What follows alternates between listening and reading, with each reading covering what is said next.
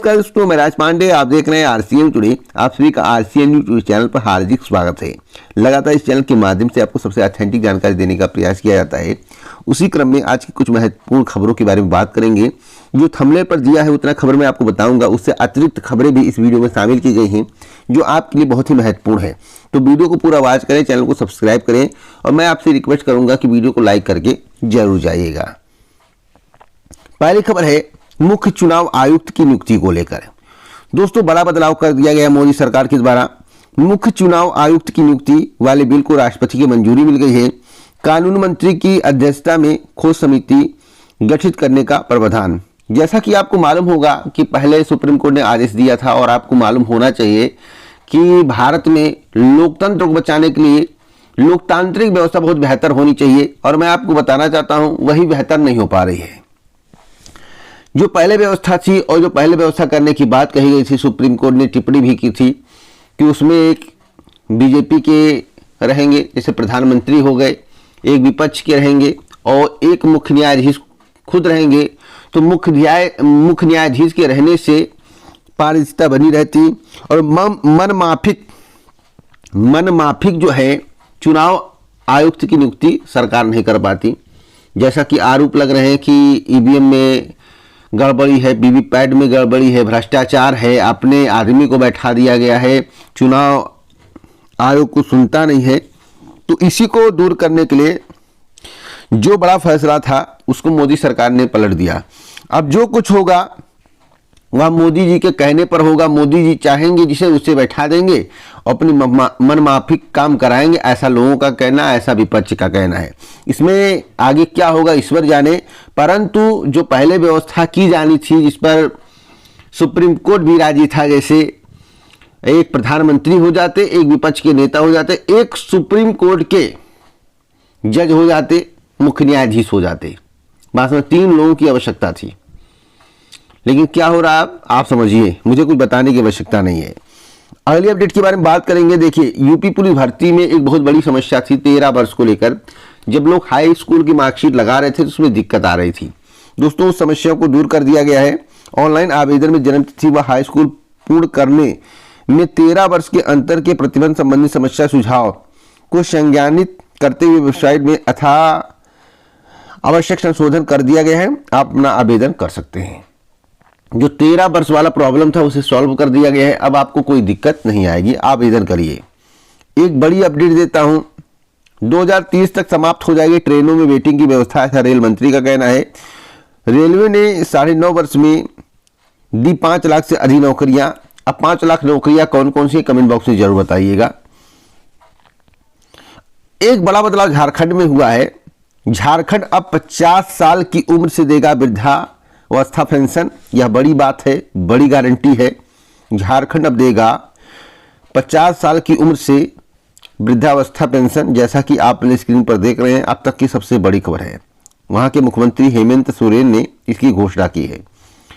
1 जनवरी से देश के 82 करोड़ लोगों का राशन बंद हो जाएगा। ये भी बहुत बड़ी खबर है। 1 जनवरी से देश के 82 करोड़ लोगों का राशन बंद हो जाएगा। क्यों होगा? हिमाचल प्रदेश को छोड़कर देश के 6 लाख डिपो होल्डर हड़ताल पर जा रहे हैं। इनमें पंजाब के 18,000 डिपो होल्डर भी शामिल हैं। क्यों जा रहे हैं? अगर आपको इसके संबंध में विस्तार से जानकारी चाहिए तो इसको मैं टेलीग्राम पर पोस्ट कर दूंगा। RCN news today Telegram channel से जुड़ जाइए, वहां पर पढ़ लीजिएगा। अगली अपडेट के बारे में बात करते हैं। मिली जुली सरकार की जरूरत नहीं है, ऐसा मोदी जी का कहना है। मोदी जी कहा कि जो भी सरकार बने फ्रेश बने। मैं लिख कर दे रहा हूं, गारंटी से कह रहा हूं, और जो साक्ष्य सामने आ रहा है, जिस तरह की बातें हो रही, अगर ईवीएम रहे कोई दिक्कत नहीं, ईवीएम रहे कोई दिक्कत नहीं। ईवीएम रहे, वीवीपैट में जो कांच है वह ब्लैक से व्हाइट कर दिया जाए, जो पर्ची निकले वह अलग डिब्बे में रखा जाए और उस पर्ची की काउंटिंग हो। अगर ऐसा होता है तो फिर मुकाबला तगड़ा होगा। अगर ऐसा नहीं होता है तो मैं गारंटी कह रहा हूं, जो चुनाव हो रहे हैं, जिस तरह से चुनाव हो रहे हैं, अगर वैसा होता है, ईवीएम से होता है, केवल कोई बदलाव नहीं किया जाता है, तो मैं लिख के दे रहा हूं, मोदी जी के आएंगे 340 से लेकर 380 सीटें तक आ सकती हैं 2024 में। 101% गारंटी के साथ कहता हूं। अगली अपडेट है ब्रिजभूषण को लेकर। सांसद है, आपको मालूम होगा, यौन शोषण के आरोप लगे थे। ब्रिजभूषण के घर से हटा कुश्ती महासंघ का कार्यालय, जैसा कि आप स्क्रीन पर देख सकते हैं। एसएससी की 6 भर्ती परीक्षाओं की तारीख जारी कर दी गई है। कौन कौन सी परीक्षाएं हैं, इसके संबंध में आपको कर्मचारी चयन बोर्ड की आधिकारिक वेबसाइट पर मिल जाएगा। बहुत बड़ी भर्ती होने जा रही विशेषज्ञ चिकित्सकों की 2532 पदों पर, जिसके लिए आयोग को प्रस्ताव भेजा गया है। स्वास्थ्य विभाग में एनेस्थीसिया के डॉक्टरों के सबसे ज़्यादा पद खाली हैं। सरकार अस्पतालों की सुविधा बेहतर करने के लिए यह व्यवस्था कर रही है, भर्तियों को कर रही है। किसकी भर्ती होगी यह भी जान लीजिए। यहाँ पर देखिए साफ साफ बताया गया है।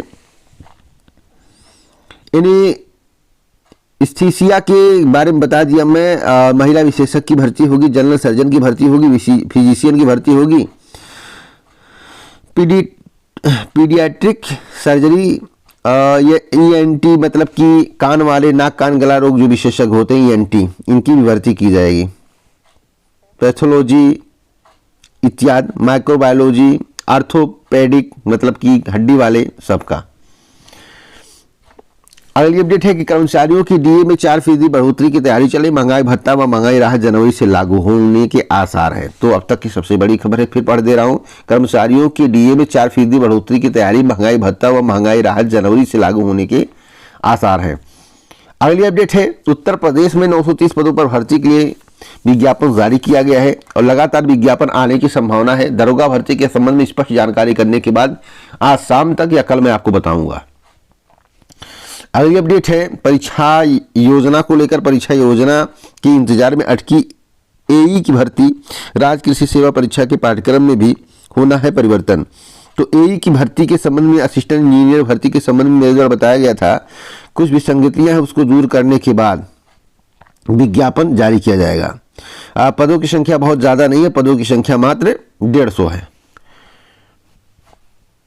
अगली अपडेट है पॉलिटेक्निक संस्थानों में प्रवेश के लिए आवेदन 8 जनवरी से स्टार्ट होंगे। ऑनलाइन होगा प्रवेश आवेदन व ऑनलाइन होगी परीक्षा। देखिए ऑनलाइन परीक्षा कराने की तैयारी चल रही। एक बड़ा बदलाव इसमें किया गया है कि शुल्क वापस नहीं किया जाएगा। प्रवेश परीक्षा निगेटिव मार्किंग नहीं की जाएगी, यानी कि प्रवेश परीक्षा में अब की बार निगेटिव मार्किंग नहीं होगा। यहाँ पर एक और बदलाव किया गया है कि सरकारी संस्थानों में प्रवेश के लिए विद्यार्थियों को 3250 रुपये का शुल्क जमा करना होगा, जबकि प्राइवेट संस्थानों में प्रवेश के लिए शिक्षा शुल्क का आधा और 250 रुपये काउंसलिंग शुल्क देना होगा। तो लगातार इस चैनल के माध्यम से सबसे ऑथेंटिक जानकारी देने का प्रयास किया जाता है। इस वीडियो को शेयर करना मत